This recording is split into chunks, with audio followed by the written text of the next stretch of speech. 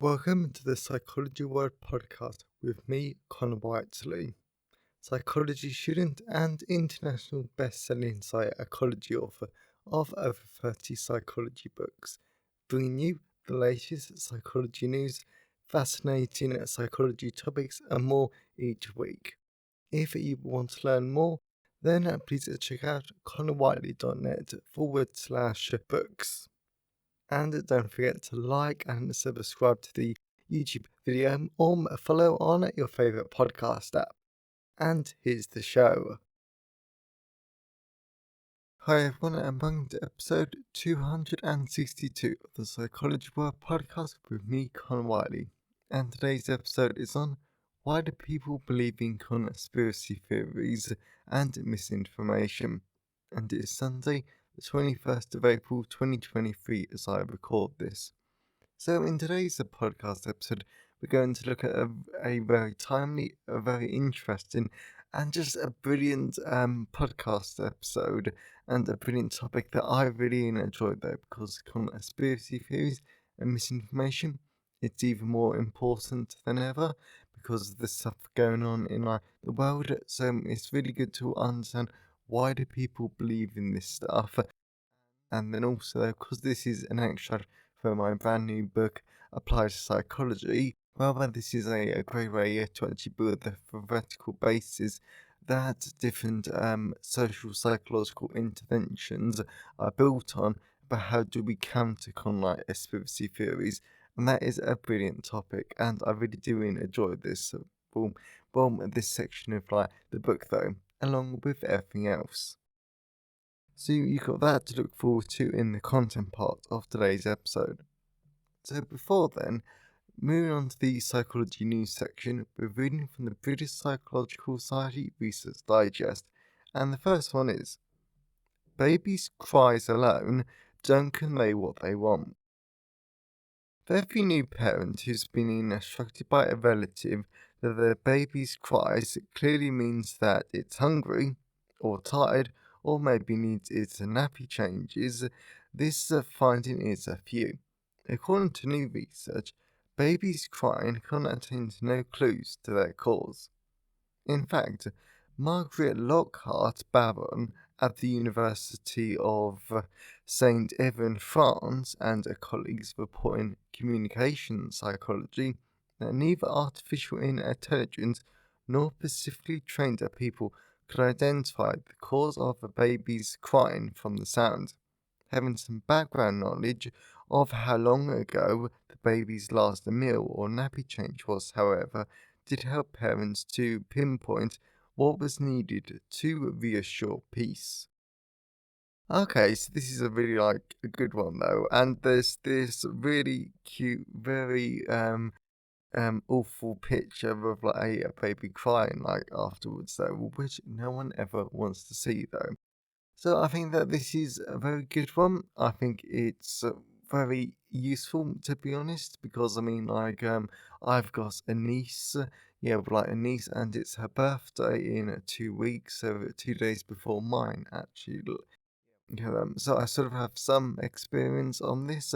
That baby's crying, and you sort of are trying to struggling, you are sort of just trying to think about what's wrong, how do you get the baby to stop, how do you get them to smile again and laugh and just play up with or whatever. But I guess it's also quite good to know that if you can't figure out the cause, then it's not your fault. That you don't just instantly know, though, because I know, some relatives, they do try to be really helpful by saying, "Oh, you should just know because you're the parent." At least, that's why I've heard quite a few people try to tell my brother and his wife. But it's good to have actual research support saying that no, parents don't automatically know though. So interesting, and it's very good for life. So the second one is, talking across the aisle isn't always awful. There are numerous topics we're advised not to bring up in a polite conversation: intimacy, religion, and politics, just to name a few. And I'm just gonna add this in here.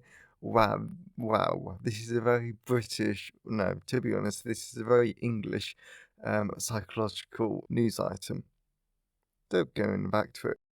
Yes, although the latter topic is often seen as needlessly provocative, the idea of talking across the divide remains compelling, with many regularly seeking to engage with and sometimes change their views outside of their political circles. There are even regular columns in national newspapers that asks whether we can bridge our political differences and find a common ground. Often the answer is yes. So, are we on the whole entering a political discussions with the wrong expectations? According to new research published in Psychological Science, this may well be the case. Over the course of 3 studies, Christina Ward and her colleagues find that we underestimate how pleasant chats with our political rivals can be, leading us to avoid conversations and potentially miss out on opportunities to learn and connect. Now, this I think is an absolutely brilliant one because I do quite like having like conversations with like political rivals, like my nan when she was alive. Um, we would have pleasant discussions with her was always quite a ambiguous topic. I think, okay, pleasant's definitely not the right word because of how she was. I would just say that I half enjoyed conversations with her when it came to politics because she had such violently different opinions to me, and it was good to debate them. It was good to challenge her. It was good to see her get flustered and then her start shouting and kicking off. So I think that, yep, so that's the more extreme example. But even members of my own like family though, like they don't have the same political beliefs as me. So it's always good to engage, just see where they're coming from, and like they're always friendly conversations because just because they believe something different to you doesn't make them evil, doesn't make them a bad person. It just means that they see the world differently to you. And that's not a bad thing necessarily. So we're all entitled to our own beliefs. It's just when those beliefs start hurting people, then that's when the problem is. But 99% of people in our lives will never hurt another person like because of their belief. So it's fine. And to be honest, I do enjoy it. So it's always interesting to like think about. So the last one is beautiful harmonies can break universal rule.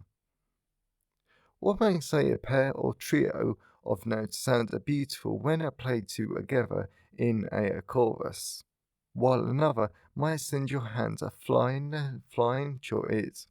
Western musical tradition holds that chords sound beautifully constant when the frequencies of the individual tones have a low simple ratio, when that ratio is 2 to 1, for example, or 3 to 2. Deviations from this aren't thought to make for unpleasant, constant cause. It's been argued by the ancient Greek philosopher Pythagoras, no less, that this rule of musical harmonies is universal. In other words, it should apply to chords played on all instruments in all cultures. But a recent paper in Natural Communications suggests that this is not correct. In fact, through a series of online studies that involved more than 4,000 people and 235,440 individual musical judgments, Vajaria and colleagues found that two key discrepancies between what has been long assumed to underpin constants and what listeners felt actually made a chord sound pleasant. Not only do these findings challenge a long-held Western musical theory, they also open up avenues for sonic experimentation. Okay, so this is quite like a fun one though. And firstly, I've just got to touch on the methodology. That is a brilliant sample size. of course, like, you've always got the, like, standard one about, well, 4,000 people doesn't represent an entire Western world with all the different cultures and, like, etc., etc. But 100,000 people, that's a brilliant sample size. So, well done those researchers. And over 235,000 musical judgments. That's a lot of data. I would not want to be analysing that data.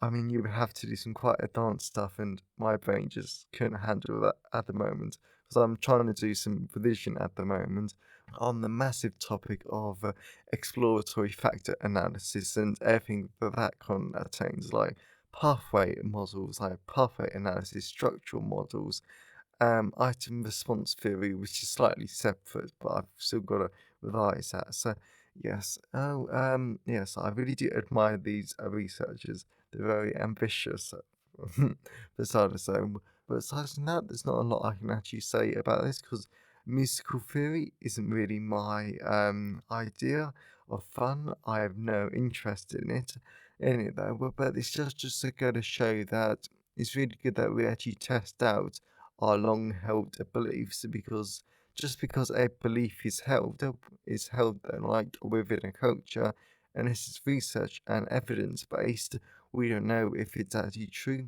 or if it actually works. So it's always like good to know for sure. So I hope you enjoy the psychology news section. So let's move on to the personal update. So moving on to the personal update. So I'm very sorry, but I'm definitely going to have to skip this because I've been dealing with something for the past week. I've been having to process it. I've not been able to do revision or anything psychology related. So I'm definitely going to have to skip over this just because I just cannot give a personal update this week whatsoever because, yeah, I seriously can't. So, as always, I always love to know your thoughts and feelings on today's episode. So, you can always email me at connorwiley@connorwiley.net. You can always leave a comment on the show notes at connorwiley.net/podcast. And you can always tweet me on Twitter at sci-fi Wiley. I always love to hear from all of you because it really helps make the podcast feel more like a conversation. And today's episode has been sponsored by my brand new book, Applied Psychology. Applying social psychology, cognitive psychology, and more to the real world. So this is an absolute brilliant book that I really do love. Well, why? Because this really does touch on so many great areas of psychology. For example, developmental psychology in terms of like language development. It also talks about business psychology. It's like, what is a business psychology? How does it impact employee employee well-being, leadership styles, and also the dark side of like leadership. It also talks about kind of like conspiracy theories and misinformation, which is a like great one. And then it also talks about sports psychology, which it was a lot of fun to like write up, and it covers a lot of like different topics in between. So I really do recommend it because it's brilliant. It's a lot of fun. It's really easy to understand, and it really shows you how you can take a psychological theory and apply them to the real world to help create psychological interventions. So I definitely recommend it.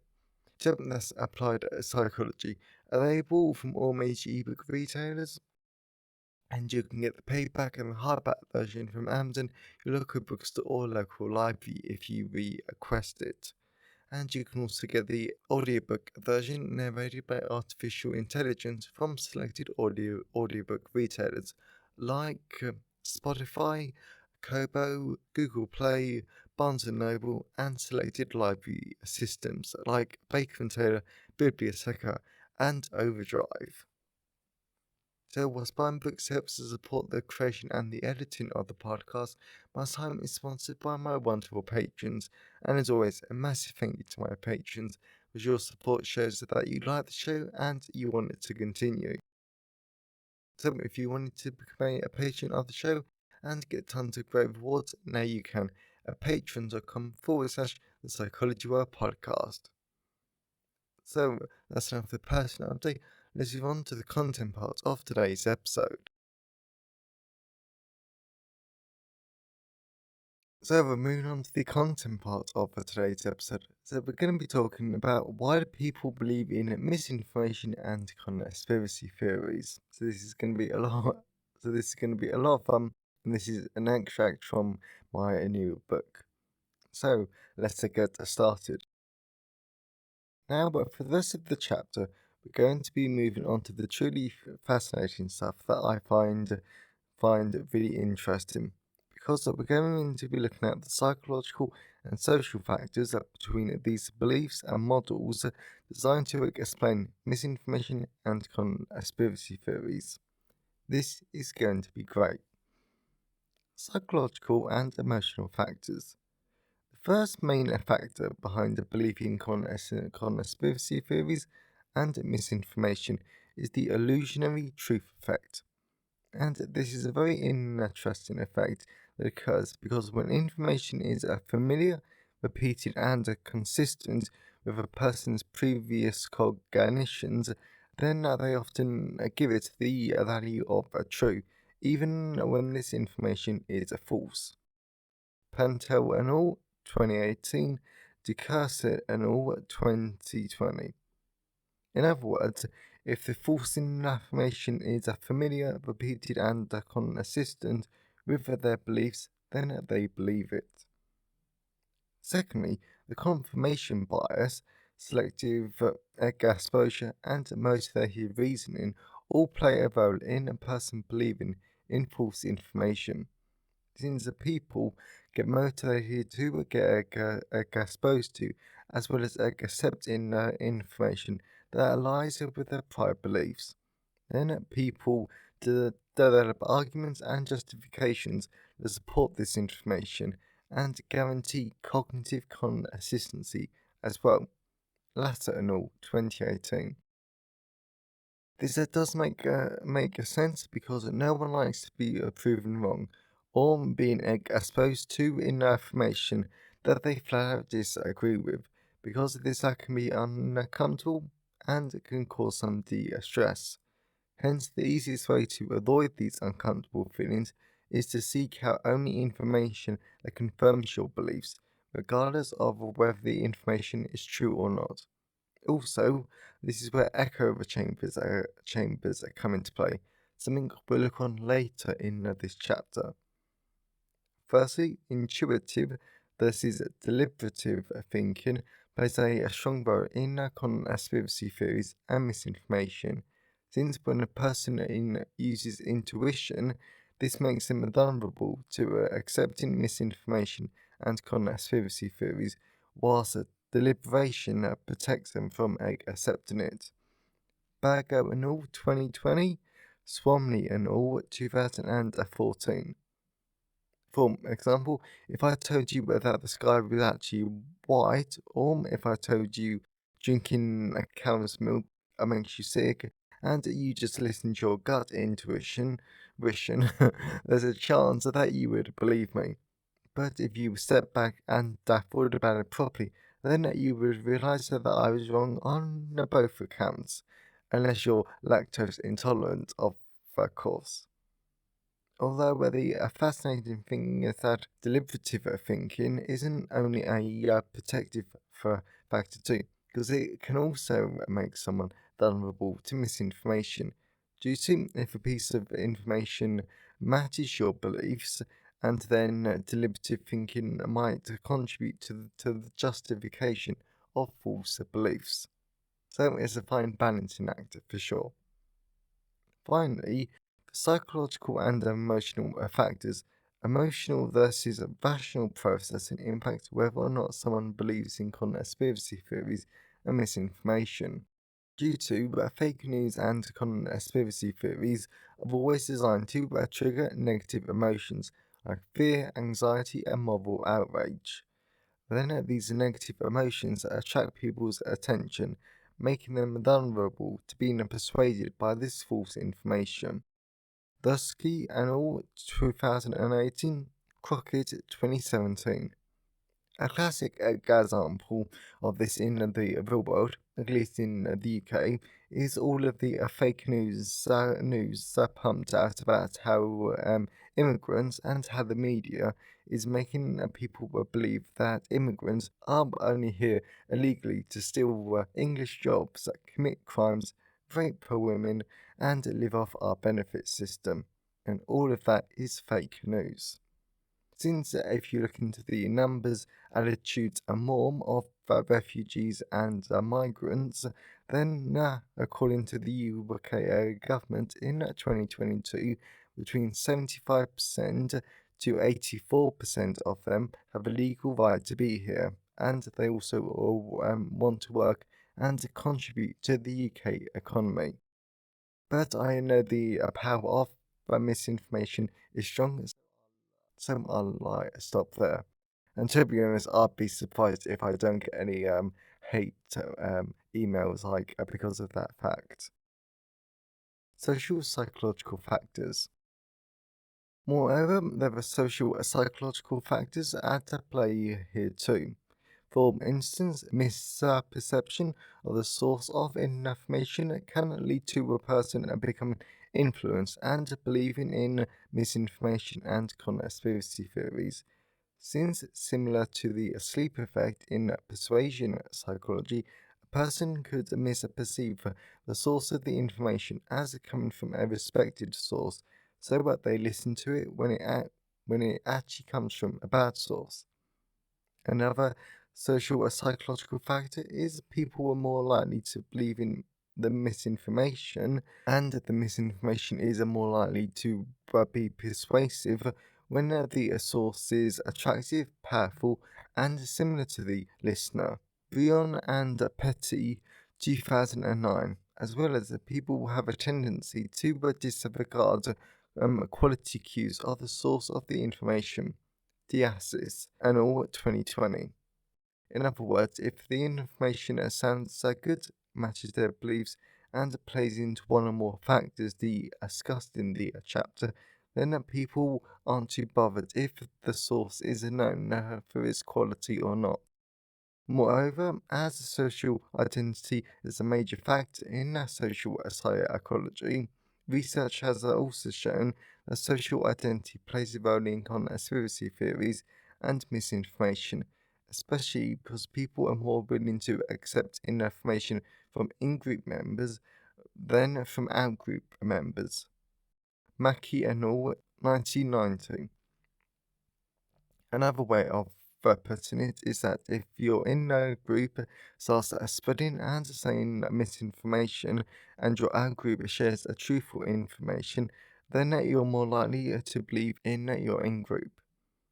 Finally, for this section, false consensus is important to take a note of because this is the perception of consensus, regardless of whether this is true or false, is a cue of a claim's trustworthiness. Therefore, people might trust widespread misinformation and they overestimate how much their beliefs overlap with other people's beliefs. Yosef, and all 2019. I know that the last one was a bit confusing, so let me just explain it in another way. Let's use a real example. If someone spreads misinformation about humanity never visiting the moon, which we have, and 3% of the country believed in the theory, then there isn't a very strong consensus, so there isn't much a point of believing in it, because surely if the misinformation was correct, then more people would believe in it. Yet, if 60% of a population believes that we never went to the moon, then there is a strong consensus, and it would get a person thinking, well, surely if that many people believed in it, then it has to be true, doesn't it? And maybe as an outsider or someone who doesn't believe in it, I should change and modify my beliefs so that my beliefs align with this piece of misinformation and more. So that's a better way to explain false consensus. Motivational needs-based models of conspiracy beliefs. The main model that we look at to accurately explain belief in conspiracy theories was proposed by Douglas and Sutton 2023 and Douglas in all 2017. And I just want to say they are the nicest people ever. They're brilliant like lecturers, they're really nice people, and Karen Douglas has such a nice accent because she's Australian. And it investigates how people are motivated to believe in this false information and theories in three domains. Firstly, the model proposes that people have uh, epistemic motives, and this relates to how people need to achieve knowledge and reduce uncertainty in their lives.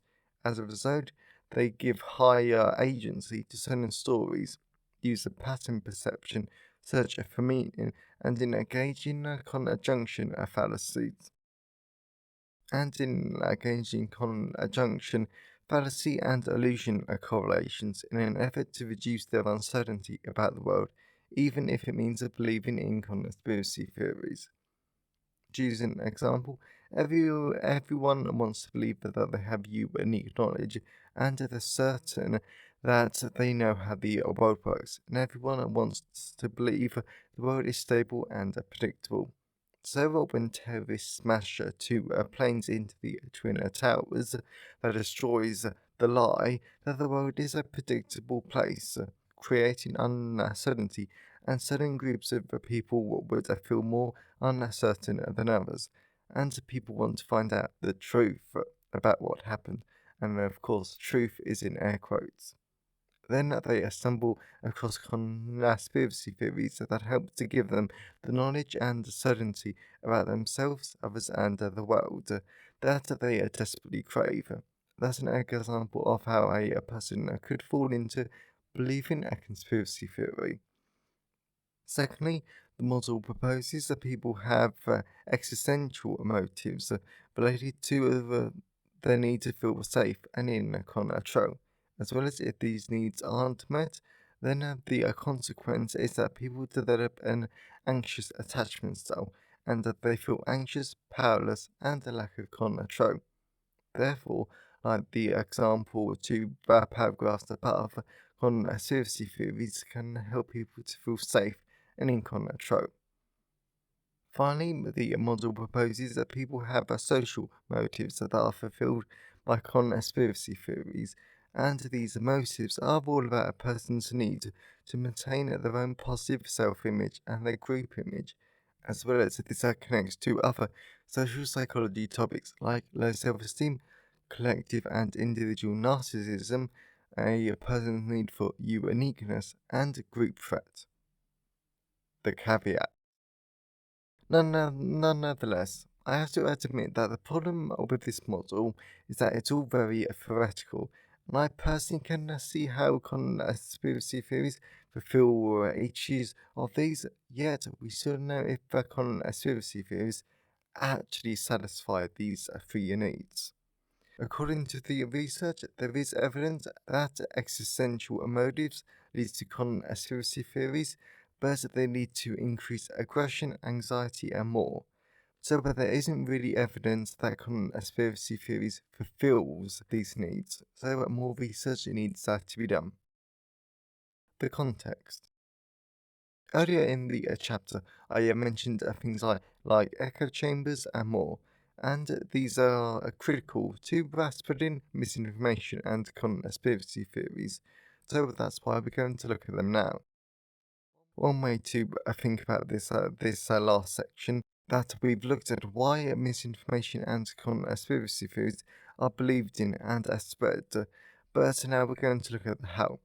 Consequently, as we know, unless we've been living under a rock, social media is a massive player in spreading misinformation, since online media propagates misinformation, and this is why it's important to look at. Due to, when it comes to the propagation of misinformation, it's a very sad finding that misinformation spreads faster than true valid information, at least on Twitter, according to Vygotsky in all 2018. Also, on social media, it's basically impossible to track information back to its original source, so a person cannot assess the author's credibility and trustworthiness very easily. This only makes it easier to believe in misinformation. Furthermore, online media does increase the likelihood of people engaging in confirmation bias, selective exposure, motivated reasoning, and illusion of truth biased, as well as online media creates an environment for people focused on social validation. This potentially stirs up misperceptions, misbeliefs, and false consensus within groups of like minded individuals. Also, if you want something very interesting to think about, then definitely read Into the Rabbit Hole by Sutton and Douglas 2022. In addition, echo chambers play an interesting role in conspiracy theories because everyone self-selects themselves into homogeneous groups of with the like-minded people who share similar news, attitudes, and beliefs. And I think if we take a step back, then this is a true vast majority of us. Since my social groups are basically exclusively made up of psychology people, mostly students, professional fiction writers, and people who have similar political beliefs to me. This is a great fuss most of the time because it prevents arguments, makes us feel a part of a group, and more. But if that group believes in conspiracy theories and only talks about themselves positively, then this is a problem. Since that the group will refuse to seek out disconfirming evidence and any sort of proof against their theory, making it an echo chamber. Moreover, if we focus on social media for a moment, then from the 1st of June to the 1st of December 2016, there were over 2.4 million French users on Twitter, according to Garmin and all 2018. And that's just French users. And there were 1.4 million users on Facebook at the first time. That's a lot of people in one potential space to be exposed to misinformation and conspiracy theories. Did someone tested this idea? Here comes a Belogi in 2019 who investigated people's preference on social media between science content versus conspiracy content, and the results are hardly surprising. The conspiracy content was more popular, and this was made worse by filter bubbles, since the social media algorithms themselves filter in information and people see based on individual preferences and past behaviors. In other words, if people like conspiracy content, then they will see more conspiracy content and they won't be shown true, validated content, which is a massive danger and shame. So I really hope that you enjoyed today's episode and you got something out of it.